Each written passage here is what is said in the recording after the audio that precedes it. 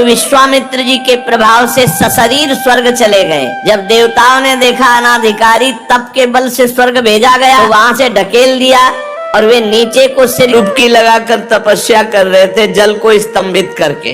देख लो, ऐसे ऐसे महात्माओं को माया आकर्षित कर लेती है। अपने लोग तो एक डुबकी लगा के 1 मिनट भी नहीं रुक सकते, वो समाधि लगा लेते थे।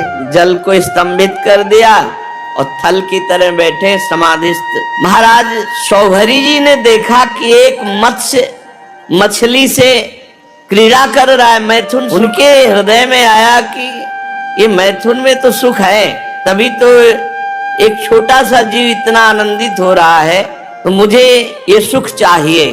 अब महान तपस्या के धनी शौभरी जी के मन में विवाह करने की इच्छा जग उठी। सीधे राजा मानधाता के पास गए। महल में 50 राजकुमारियां थी।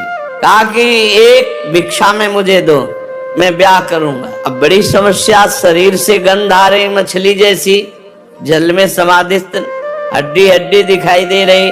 कौन राजकुमारी इनको पसंद करेगी? तो राजा ने कहा कि ब्राह्मण, आपको जो कन्या पसंद कर ले उसे स्वीकार कर लो। शौभरी जी ने राजा मानधाता का अभिप्राय समझा कि तुम मुझे बूढ़े समझकर, कुरूप समझकर ऐसा बोले हो ना।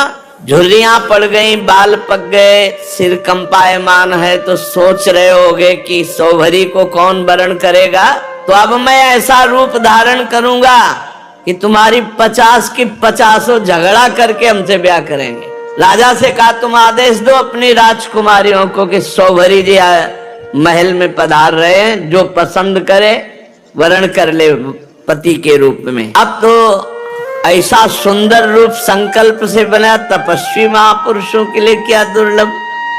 देख लो, कामना जागृत हुई तो भजन का प्रयोग कहाँ होने लगा। ऐसा रूप की देवांगनाएं लालायित हो जाएं। शौभरी जी ने अंतःपुर में प्रवेश किया और वहां राजा का दूत पहले ही बोला कि राजकुमारियों, परम तपस्वी शौभरी जी पधार रहे हैं, जो पति रूप में वरण करना चाहे वो वरण कर लें। फिर तो 50 कन्या दौड़ पड़ी शौभरी जी के रूप को देखकर। इतना सुंदर रूप, सबने अपना पति बना लिया। शौभरी जी ने कहा, चिंता 50 चलो, 50 के साथ ब्याह करेंगे। अब वो कन्याएं तो बहुत सुखी हो गई, इतने सामर्थ्यशाली महात्मा पति के रूप में प्राप्त हुए हैं। एक दूसरे से कलह करने लगी और एक दूसरे से कहने लगी, तुम्हारे योग्य नहीं, मेरे योग्य हैं। ऋग्वेदी शौभरी जी ने कहा 50 के योग्य है, चलो। और अपनी तपस्या के प्रभाव से नई सृष्टि की, महल, उपवन, नगर, सबकी रचना यमुना किनारे की। सौगंधिक पुष्पों के बगीचे, परिपूर्ण कमलों से सरोवर, बगीचों में बहुत सुंदर सुंदर स्थान, महल, बहुमूल्य शैया, आसन, वस्त्र, आभूषण, स्नान, सुस्वादु भोजन, पुष्पमाला, दास दासियां सब प्रकट कर दी तपस्या से। जैसे राजा की बिरुदावली का बखान करते सूत मागध बद्दीजन, वैसे ही पूरा सब वैभव। जब 50 से ब्याह करके चल रहे थे तो मानधाता को लग रहा था कि भोजन की व्यवस्था कैसे होगी। तो कहा, कल यमुना किनारे आ जाना। तो सप्त द्वीपवती पृथ्वी के स्वामी मानधाता जी ने जब शौभरी जी के तप का प्रभाव देखा तो आश्चर्यचकित हो गए। उनके पास भी वो भोग सामग्री नहीं थी जो शौभरी जी के पास थी। तपस्या, उनका ये गर्व जाता रहा कि मैं सार्वभौम सम्राट हूं। शौभरी जी गृहस्थी के सुख में रम गए, अपने निरोग इंद्रियों से विषयों का सेवन किया। पर विषय सेवन से कभी काम तृप्ति थोड़ी होती। जैसे घी की बूंदों से आग तो और लपट बढ़ती है, ऐसे ही उनका असंतोष बढ़ा भोगों का। 50 राजकुमारियां, वैभव, सब सुख। ऋग्वेदाचार्य शौभरी जी एक दिन यमुना जी के तट पर बैठे और विचार किया कि अरे, एक क्षण का कुसंग, मछली के एक क्षण के कुसंग से मेरी ये स्थिति हो गई कि मैंने सारी तपस्या खो दी केवल भोगों के लिए। अरे, मैं तो बड़ा तपस्वी संयमी था, ये मुझसे चूक कैसे हो गई? ये मेरा आधा पतन तो देखो। मैं दीर्घ काल से अपने ब्रह्म तेज को अक्षुण्ण रख रहा था, परंतु जल के भीतर विहार करती हुई एक मछली के संसर्ग से मेरा ब्रह्म तेज नष्ट हो गया। अतः देखो, मैं पहले एकांत में अकेले तपस्या में संलग्न था, फिर मछली का मैथुन देखा। मोबाइल में गलत दृश्य देखने वाले कैसे संभल सकते हैं? जब मछली की क्रीड़ा देखकर एक महात्मा 50 ब्याह करता है, तो तुम मनुष्य की क्रीड़ा देखोगे सर्च करके, गंदी गंदी बातें देखोगे, इधर उधर की नाटक नौटंकी देखोगे, तुम भजन करोगे? ये बहुत बड़ी कलयुग की कुचाल है मोबाइल। इसलिए मैं पहले एकांत में अकेले तपस्या में संलग्न था, मछली की मैथुन क्रीड़ा देखकर 50 विवाह किए, फिर संतान से 5000 हो गई। कहां अकेला, कहां 5000 के बीच में। विषयों में सत्य बुद्धि होने से माया ने मेरी बुद्धि का हरण कर लिया। अब तो लोक परलोक की इतनी कामनाएं, मैं पार नहीं पा रहा। कहां अकेला भगवत चिंतन कर रहे थे, कहां 50 पत्नी, फिर 5000 संतान, फिर उनके ब्याह भर, फिर उनके कहां मैं फंस गया। ऐसा ज्ञान होने पर तत्काल विरक्त हुए और सन्यास पुनः लिया और वन को चले गए। अपने पति को ही सर्वस्व मानने वाली उन पत्नियों ने एकांत वन में भगवत चिंतन करते हुए शरीर छोड़ा, और सौभरी जी ने बड़ी घोर तपस्या की, शरीर को सुखा दिया और परमात्मा में लीन कर दिया। परीक्षित, जैसे ज्वालाएं अग्नि की शांत हो जाती हैं, वैसे ही उनकी 50 पत्नियां सौभरी जी के चरण चिंतन करके उत्तम गति को प्राप्त हुई, भगवद आराधना करके उत्तम गति को प्राप्त हुई। तो सौभरी जी के पावन चरित्र से ये शिक्षा लेनी चाहिए कि किसी भी जीव को मैथुन करते हुए कदापि नहीं देखना चाहिए। एक बार दृष्टि जाए, दोबारा दृष्टि ना जाए, उसका चिंतन ना होने पावे। नहीं तो साधक के मन में स्फुरणा, फिर संकल्प और फिर क्रिया। इसलिए स्फुरणा में ही रौंद दो। इतना नाम उच्च कोटि से जपने लगो कि स्फुरणा ही समाप्त हो जाए, संकल्प बनने ही ना पावे। श्री सुखदेव जी महाराज कहते, परीक्षित, मैं वर्णन कर चुका हूं कि मानधाता के पुत्रों में सबसे श्रेष्ठ अम्बरीश जी थे। उनके दादा युवनाश्व ने उन्हें पुत्र रूप में स्वीकार कर लिया। उनका पुत्र युवनाश्व का हारित मानधाता के वंश में 3 अवान्तर गोत्रों के प्रवर्तक हुए। नागों ने अपनी बहन नर्मदा का विवाह पुरुकुत्स से कर दिया। नागराज वासुकी की आज्ञा से नर्मदा अपने पति को रसातल में ले गई और वहां भगवान की शक्ति से संपन्न होकर पुरुकुत्स ने वध करने योग्य गंधर्वों को मार डाला। इस पर नागराज ने प्रसन्न होकर पुरुकुत्स को वर दिया कि जो इस प्रसंग का स्मरण करेगा उसे सर्पों से कोई भय नहीं रह जाएगा। राजा पुरुकुत्स का पुत्र त्रषदस्य था, उसके पुत्र हुए अनरण्य, अनरण्य के हर्यश्व, उसके अरुण और अरुण के त्रिबंधन, त्रिबंधन के पुत्र सत्यव्रत हुए। यही सत्यव्रत त्रिशंकु के नाम से विख्यात हुए। यद्यपि त्रिशंकु अपने पिता और गुरु के शाप से चांडाल हो गए थे, परंतु विश्वामित्र जी के प्रभाव से सशरीर स्वर्ग चले गए। जब देवताओं ने देखा अनाधिकारी तप के बल से स्वर्ग भेजा गया, तो वहां से ढकेल दिया और वे नीचे को सिर किए हुए गिर पड़े। परंतु विश्वामित्र जी के तपोबल से वो आकाश में ही स्थित हैं। न स्वर्ग मिला, न ये लोग बीच में टंगे हुए हैं। त्रिशंकु जी वे अब भी आकाश में लटके हुए हैं। त्रिशंकु के पुत्र थे हरिश्चंद्र जी। उनके लिए विश्वामित्र और वशिष्ठ एक दूसरे को शाप देकर पक्षी हो गए और बहुत वर्षों तक लड़ते रहे। हरिश्चंद्र के कोई संतान न थी, इससे वो बहुत उदास रहा करते थे। नारद जी के उपदेश से वे वरुण देवता की शरण में गए, उनसे प्रार्थना की कि प्रभु मुझे पुत्र प्राप्त हो। महाराज, मेरे वीर पुत्र होगा तो मैं उसी से आपका यजन करूंगा। वरुण देवता ने कहा ठीक है। तब वरुण की कृपा से हरिश्चंद्र के रोहित नाम का पुत्र हुआ।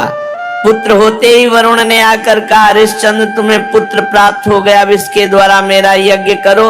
हरिश्चंद्र ने कहा, जब आपका ये रोहित 10 दिन से अधिक का हो जाएगा तब यज्ञ योग्य होगा। 10 दिन बीतने पर वरुण जी ने आकर के, आप मेरा यज्ञ करो। हरिश्चंद्र ने कहा, जब आपका ये रोहित मुंह में दांत निकल आएंगे तब यज्ञ के योग्य होगा। दांत उगाने पर वरुण देवता ने कहा, तो दांत निकल आए, मेरा यज्ञ करो। हरिश्चंद्र ने कहा, जब इसके दूध के दांत गिर जाएंगे तब ये यज्ञ के योग होगा। जब दूध के दांत गिर गए तो वरुण देवता ने कहा, अब तो मेरा यज्ञ करो। हरिश्चंद्र ने कहा, जब दोबारा दांत आ जाएंगे तब ये यज्ञ के योग्य होगा। दांतों के उगाने पर वरुण ने कहा, मेरा यज्ञ करो। हरिश्चंद्र ने कहा, महाराज क्षत्रिय राजकुमार तब यज्ञ के योग्य होता जब वो कवच धारण करने लगे। राजा हरिश्चंद्र पुत्र के प्रेम से ऐसा टालते रहे। उनका हृदय पुत्र प्रेम में जकड़ा हुआ था। जो जो समय बताते वरुण देवता उसी की बाट देखते। जब रोहित कुंवर को इस बात का पता चला कि पिताजी तो मेरा बलिदान करना चाहते हैं, तो अपने प्राणों की रक्षा के लिए हाथ में धनुष लेकर वन में चले गए। कुछ दिन के बाद उन्हें मालूम हुआ कि वरुण देवता ने रुष्ट होकर मेरे पिताजी पर आक्रमण किया है, जिसके कारण वे महोदर रोग से पीड़ित हो रहे। तब रोहित अपने नगर की ओर चल पड़ा, परंतु इंद्र ने आकर उसे रोक दिया। कहा, बेटा रोहित, यज्ञ पशु बनकर मरने की अपेक्षा है पवित्र तीर्थ और क्षेत्रों का सेवन करते हुए पृथ्वी में विचरण करना। इंद्र की बात मानकर वो 1 वर्ष तक और वन में ही रहे। इस प्रकार दूसरे, तीसरे, चौथे और 5वें वर्ष जहां जाने का विचार करते तो इंद्र देवता कोई न कोई रूप रख कर आते और उसे रोक देते। 6 वर्ष तक रोहित वन में ही रहे। 7वें वर्ष जब वो अपने नगर को लौटने लगे तो उसने अजीगर्त से उनके मंझले पुत्र शुनासेप को मोल ले लिया और उसे यज्ञ पशु बनाने के लिए अपने पिता को सौंपकर उनके चरणों में नमस्कार किया। तब परम यशस्वी श्रेष्ठ चरित्र वाले राजा हरिश्चंद्र ने महोदर रोग से छूटकर पुरुष मेध यज्ञ के द्वारा वरुण आदि देवताओं का यजन किया। उस यज्ञ में विश्वामित्र जी होता हुए, परम संयमी जमदग्नि जी ने अध्वर्यु का काम किया, वशिष्ठ जी ब्रह्मा बने, अयास्य मुनि सामगान करने वाले उद्गाता बने। उस समय इंद्र ने प्रसन्न होकर हरिश्चंद्र को एक सोने का रथ दिया। आगे चलकर मैं शुनासेप का महात्मा वर्णन करूंगा। हरिश्चंद्र को अपनी पत्नी के साथ सत्य में दृढ़ता पूर्वक स्थित देकर विश्वामित्र जी बहुत प्रसन्न हुए। विश्वामित्र जी ने बड़ी कठोर परीक्षा ली हरिश्चंद्र। एक दिन महाराज हरिश्चंद्र जी अपने राज्य के वन में भ्रमण कर रहे थे तो आवाज आई कुछ स्त्रियों की, रक्षा करो, रक्षा करो। महाराज हरिश्चंद्र ने विचार किया कि हमारे राज्य में कोई व्यभिचारी तो है नहीं जो ऐसा कर सके। उनके राज्य में कोई ऐसा नहीं था। बहुत कठोर शासन हरिश्चंद्र जी का। ये अयोध्या के चक्रवर्ती सम्राट थे, धर्मात्मा, प्रजापालक, दानवीर, भगवत भक्त और धर्म निष्ठा का ऐसा प्रभाव कि इनके राज्य में कोई किसी माता बहन की तरफ गंदी दृष्टि से भी नहीं देख सकता था। इसीलिए उनके राज्य में किसी की अकाल मृत्यु नहीं होती, किसी को रोग नहीं होता। पूर्ववासियों में बड़ी धर्म की रुचि थी। तो जब एक दिन जंगल में शिकार खेलने गए तो वहां कुछ स्त्रियां पुकार रही थी और कह रही थी, हमें बचाओ, हमें बचाओ। राजा ने शिकार खेलना छोड़कर उनके समीप गए और कहा, डरो मत, हमारे राज्य में ऐसा दुष्ट बुद्धि वाला तो कोई है ही नहीं जो इस अन्याय करके किसी स्त्री को ऐसे, डरो मत। तो शांत हो गई। पास में देखा विश्वामित्र जी खड़े थे और वो स्त्रियां और कोई नहीं थी, विद्याएं थी जो अपने तपोबल से समस्त विद्याओं को अधीन विश्वामित्र जी कर रहे थे। मूर्तिमती विद्या स्त्री होकर क्रंदन कर रही थी और विश्वामित्र जी उन्हें अधीन कर रहे थे। जब उन्होंने कहा, ऐसा कोई दुष्ट बुद्धि वाला हमारे राज्य में है ही नहीं, कौन है जो तुम्हें सता रहा है? तो विश्वामित्र जी ने कहा सता तो हम रहे तो दुष्ट बुद्धि के हम हुए। और भारी क्रोध आ गया। जो ही क्रोध आया सो तप में क्रोध आना हानि का विषय, विद्याएं सब अंतर ध्यान हो गई। विश्वामित्र जी ने कहा इतना तप करने के बाद मैंने अपने क्रोध को संभाला था और विद्याओं को अधीन किया, तुमने मुक्त करा दिया, तुम बड़े दयालु हो। गुस्सा में कहा। हरिश्चंद्र जी ने हाथ जोड़कर विनय पूर्वक कहा मुनि मैं राज्य धर्म का पालन कर रहा हूं। राजा का कर्तव्य है यदि कोई अनाथ कोई शरणागत किसी भी तरह सताया जाता है तो उसकी रक्षा करना कर्तव्य है। अच्छा तो फिर मेरी भी रक्षा करो, मेरी इच्छा अनुसार दान करो। राजा ने कहा आदेश कीजिए। तो उनका इस समय तुम्हारे पास क्या है? घोड़ा, खजाने की चाबी, देव। दान ले लिया और कहा दक्षिणा में हमें प्रचुर स्वर्ण चाहिए। कहा दिया, ठीक चलो दक्षिणा दो। तो उनका खजाने तो पहुंचे, बोले मिथ्यावादी, जब खजाने की चाबी दे दी तो खजाना तेरा कैसे? हाँ ये बात तो है। और घोड़ा दे दिया तो जहां तक घोड़े की टाप गई सारा राज्य मेरा। बहुत दानी बनता है, बहुत उदार बनता है, विद्याओं की रक्षा करेगा तू, अब दे। तो उनका महाराज चिंता मत करो, हमारे राज्य में तो हमको कोई खरीदेगा नहीं और वो राज्य अब आपका हो चुका है। इसलिए राजा ने विचार किया कि सभी शास्त्र पुराण कहते हैं काशीपुरी भगवान शंकर के त्रिशूल पर बसी है और उसके अधिपति देवाधिदेव महादेव हैं। अतः वो परम दिव्यपुरी में चल करके अपने आप को बेचना चाहिए और जो बेचने से स्वर्ण मिले वो दक्षिणा में देना चाहिए। जो अभी चक्रवर्ती सम्राट थे विश्वामित्र जी ने नंगे पैर निकाला राज्य से और जाओ बिको और दक्षिणा दो। अब परम सुकुमारी रानी सेव्या, पुत्र रोहित काशी को चल पड़े। मार्ग में मुनि ने एक माया रची की राजा रानी और रोहित तीनों को अत्यंत प्यास लगी, बहुत सुंदर जल की, मीठे जल की सृष्टि की और आप बैठ गए ब्राह्मण के वेश में और कहा आओ पानी पी लो। बहुत आग्रह किया। राजा ने कहा मैंने मुनि को दान दिया है, दान की पूर्णता दक्षिणा से होती, जब तक दक्षिणा नहीं दे लूंगा पानी नहीं पीऊंगा। ऐसा कह के राजा आगे बढ़ गए। ब्राह्मण ने रानी और रोहित कुंवर से भी कहा कि जल पी लो। उन्होंने कहा नहीं, हम धर्मात्मा राजा की संतान हैं, हम उनकी पत्नी हैं, जब तक राजा अपनी दक्षिणा नहीं दे देते तब तक हम पानी नहीं पिएंगे। ब्राह्मण ने कहा झूठ, राजा तो जल पी गए, तुम लोग क्यों जल नहीं पियोगे? तो उन्होंने कहा कि वो परम स्वतंत्र हैं, वो पी सकते हैं, लेकिन जब तक वो मुझे आदेश नहीं करेंगे मैं नहीं पीऊंगा। और झूठ बोला था कि वो पी गए।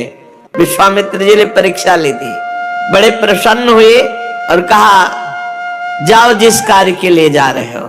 1 महीने की अवधि मांगी थी, 1 दिन शेष रह गया। अब यहाँ अयोध्या से काशी पैदल चल के जाना। विश्वामित्र जी ने कहा कि अगर तुमने हमारी दक्षिणा नहीं दी और समय पूरा हो गया तो मैं तुम्हें शाप दे दूंगा। आज का अंतिम दिन है। हरिश्चंद्र ने मुनि को प्रणाम किया और कहा अभी आधा दिन शेष है, अभी आप कुछ मत बोलिएगा, प्रयास करते हैं कोई मुझे खरीद ले। आपने इतने दिन प्रतीक्षा की और कर लीजिए, आधा दिन की ही तो बात है। मुनि अंतर्धान हो गए। राजा ने अपने बेचने का निश्चय करके पुकारा। साध्वी रानी ने कहा महाराज अगर आप बिक जाएंगे तो मैं और पुत्र। तो उन्होंने कहा देखो धर्म के लिए सब कुछ बलिदान है, अगर पूरी दक्षिणा नहीं पड़ी तो आपको भी बेच दूंगा, पुत्र को भी बेच दूंगा, अपने आप को बेच दूंगा। पति की ऐसी अवस्था देख करके रानी बहुत अंदर से विकल हुई। उधर विश्वामित्र जी की कड़ी चेतावना, तो चित्त में दुख है और गदगद कंठ से पुकार कोई मुझे खरीद ले। तो एक वृद्ध ब्राह्मणी के वेश में 500 स्वर्ण मुद्राएं देकर के रानी को खरीदा। रानी ने उस ब्राह्मणी से प्रार्थना की कि यथाशक्ति मैं घर की पूरी सेवा करूंगी, कभी इंकार नहीं करूंगी। मेरी 3 बातें आपको माननी होंगी। मैं कभी किसी पुरुष से संभाषण नहीं करूंगी, एकांत में नहीं मिलूंगी, किसी का जूठा नहीं खाऊंगी, और सेवा के अतिरिक्त मैं एकांतवास करूंगी, मेरे समीप कोई नहीं आना चाहिए। स्वीकार कर लिया। अब राजा के सामने ही रानी बिक गई। अब पुत्र को अंचल पकड़कर मां के संग जाते देख करके पहले तो बहुत हटाया, जब नहीं हटा तब कुछ स्वर्ण मुद्राएं देकर पुत्र को भी साथ में खरीद लिया। राजा अत्यंत दुख से व्यथित कि कहां राजकुमार और महारानी कैसे रहती थी, आज बिक करके सेवा में। विश्वामित्र जी आदम के राजा ने प्राप्त धन हमने पुत्र और पत्नी बेच दिया, ये लीजिए। तो उनका शेष पूरा कौन करेगा? हम महाराज अभी मैं हूं ना, मैं अपने को आवाज लगाता हूं, कोई न कोई मिल ही जाएगा। तो उसी समय चांडाल खरीदने के लिए उपस्थित हुआ। विश्वामित्र जी की पूरी दक्षिणा दी। जब राजा को पता चला खरीदने वाला मेरे को चांडाल है, तो उन्होंने कहा विश्वामित्र जी आपकी शाप की अग्नि से जलकर मरना ठीक है, लेकिन इस चांडाल की अधीनता मैं स्वीकार नहीं कर सकता। विश्वामित्र जी समय खत्म हो रहा है, मुझे दक्षिणा चाहिए थी, वो मिल गई, अब तुमको चांडाल के अधीन होके रहना पड़ेगा। अब तो उसकी इच्छानुसार बनकर के दास सेवा करनी होगी। विश्वामित्र जी ने कहा 1 अरब स्वर्ण मुद्रा दी है, हरिश्चंद्र तुम्हारे को खरीद लिया इस चांडाल ने। बड़ी विडंबना, चक्रवर्ती सम्राट चांडाल के अधीन। उन्होंने कहा स्मशान में पहरा दो। रात्रि में स्मशान के पहरा में काम में लगा दिया। और दिन रात लाठी लिए हुए मरघट में सौदा करने वालों से कर वसूल करते। जहां सैकड़ों दासियां सेवा में रहती थी, वहां महारानी दासी बन करके ब्राह्मणी के यहाँ सेवा में झाड़ू लगाना, घर लीपना, जल भरना, ये सब। और राजकुमार रोहित को भी सेवा दी गई थी, पुष्प चयन करके लाओ। विश्वामित्र जी को इतने पे भी संतोष नहीं हुआ। चांडाल की आज्ञा से नादों में जल भरते थे और विश्वामित्र जी उन नादों को फोड़ देते। जब जल बह जाता तो चांडाल आकर बहुत तिरस्कार करता हरिश्चंद्र का, हाथ जोड़े सर झुकाए खड़े रहते हरिश्चंद्र। एक दिन पुष्प चयन करने के लिए संध्या के समय राजकुमार रोहित गया तो वहां सर्प ने डस लिया। तत्काल प्राणांत हो गया बालक का। अब महारानी जिस पुत्र का मुख देखकर जीवित थी, वो पुत्र विधाता ने छीन लिया। दुख पे अपार दुख। रात्रि का घोर अंधकार, आकाश में मेघ आच्छन्न है। अकेली पुत्र के शव को लोग लेकर रोती हुई जा रही, वहां कोई साथ नहीं, कोई ब्राह्मणी साथ नहीं रहा। श्मशान में पहुंची, हरिश्चंद्र जी ने देखा, अरे ये हालत हमारी पत्नी की धर्म के लिए, लेकिन मैं जब भिक्षुका हूं तो अपने धर्म से नहीं हटूंगा। रानी विवश में ही रात में सौ लेकर श्मशान जब गई तो वहां बहुत जोर के रोते हुए हरिश्चंद्र से कहा कि तुम्हारा पुत्र पधार गया है, सर्प ने काट लिया है।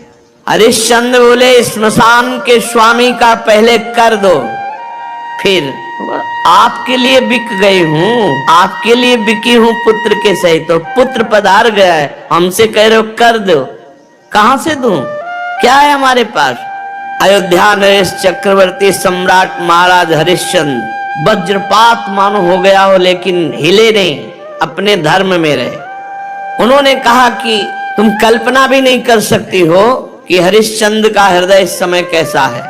देवी, आज्ञा का पालन, अपने स्वामी को कर दिए बिना यहां हम सौदाह या प्रवाह नहीं होने देंगे। तुम अपने धर्म का पालन करो और मैं अपने धर्म का पालन करूंगा। देखो तुम तनिक भी डिगना नहीं, भारी से भारी संकट आने पर भी तुम अपने धर्म में स्थित रहना, धर्म तुम्हारी रक्षा कर लेगा। सौ ढकने के लिए कोई वस्त्र तो था नहीं, तो अपने जो शरीर में वस्त्र था उसके पहला ही टुकड़ा करके लपेट कर लाई थी। पतिव्रता ने दूसरा उसी कपड़े का जैसा हिस्सा फाड़ा और कहा कि ये कर के रूप में ले लो। जे ही उन्होंने लिया तो विश्वामित्र जी प्रकट हुए और कहा आपने वो करके दिखाया। कोई मैं एक महात्मा के वचनों का पालन करने के लिए या धर्म के पालन के लिए इस तरह अपने जीवन को, राज्य को, परिवार को, उसी समय जो चांडाल ने खरीदा था वो प्रकट हुए और कहा जानते हो मैं मूर्तिमान धर्म हूं, तुम्हें दास कौन बना सकता है। जो धर्मात्मा पुरुष है उसको किसी की त्रिभुवन में ताकत नहीं कि उसे दास बना सके। साक्षात धर्म ने ही चांडाल रूप होकर के खरीदा था। साक्षात अम्बा अन्नपूर्णा ने ही जो ब्राह्मणी के वेश में थे वो कुंवर को और रानी को खरीदा था। देवराज इंद्र ने अमृत की वर्षा की, रोहित कुंवर जीवित हो गए। विश्वामित्र जी ने कहा अपनी चाबी पकड़ो और ये लगाम घोड़े, जाओ तुम्हारी जय हो, तुम माया पर विजय प्राप्त कर चुके हो। देवराज ने कहा कि अब तुम्हें मृत्युलोक का राज्य करने की जरूरत नहीं, सशरीर स्वर्ग की यात्रा करो। हरिश्चंद्र ने कहा नहीं, मर्यादा है, धर्म कहता है तो पहले यहां हम तप के द्वारा शरीर छोड़ेंगे, फिर जो भगवान गति देंगे। अयोध्या में पुनः महाराज हरिश्चंद्र जी आए। प्रजा जय जयकार करती हुई बहुत सुख में निमग्न हुई। सत्यात् परो धर्मः, सत्य से बढ़कर कोई परम धर्म नहीं। और जो धर्म का पालन करने के लिए कष्ट सहता है